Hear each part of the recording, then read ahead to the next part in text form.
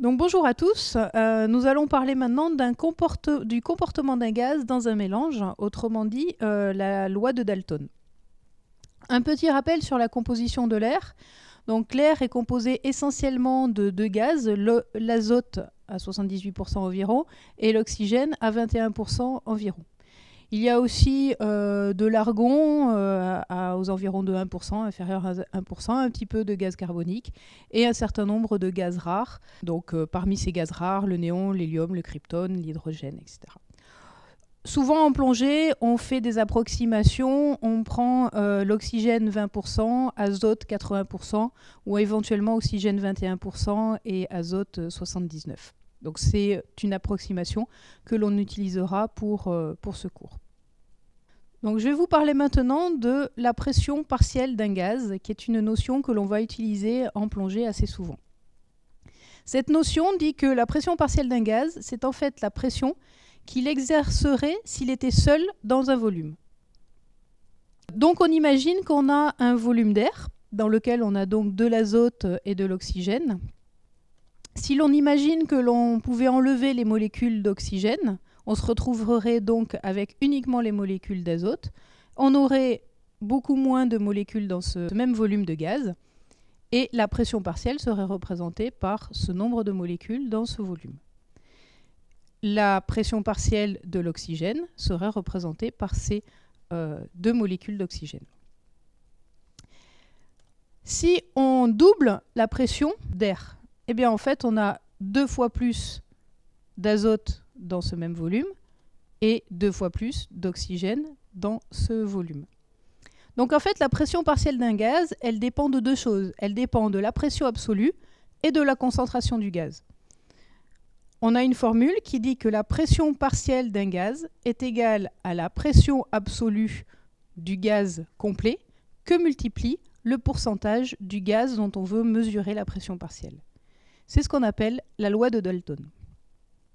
Donc, si je prends un exemple avec l'air, oxygène 20%, azote 80%, et on va calculer la pression selon la pression absolue, la pression partielle de l'azote et la pression partielle de l'oxygène.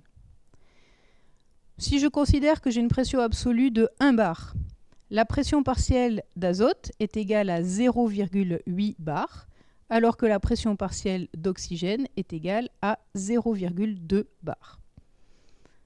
Si j'ai une pression absolue de 2 bar, qui est doublée donc, la pression partielle d'azote est elle aussi doublée, 0,8 multiplié par 2, 1,6 bar, et la pression partielle d'oxygène est elle aussi doublée à 0,4 bar. On peut remarquer que la pression absolue du gaz complet est égale à la somme des pressions partielles des gaz présents.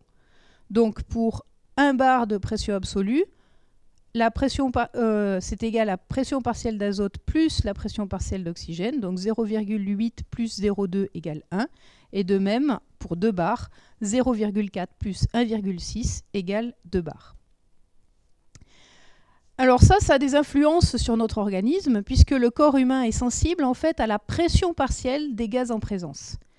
Selon ce qu'il se passe, les gaz peuvent être toxiques ou bien utilisés. Et en fait, cela introduit une limite d'utilisation des différents gaz respirés. Vous verrez plus de détails dans le cours sur les accidents toxiques et le cours sur la plongée au mélange suroxygéné. Alors on va prendre un petit exemple avec l'oxygène et faire quelques exemples de calcul.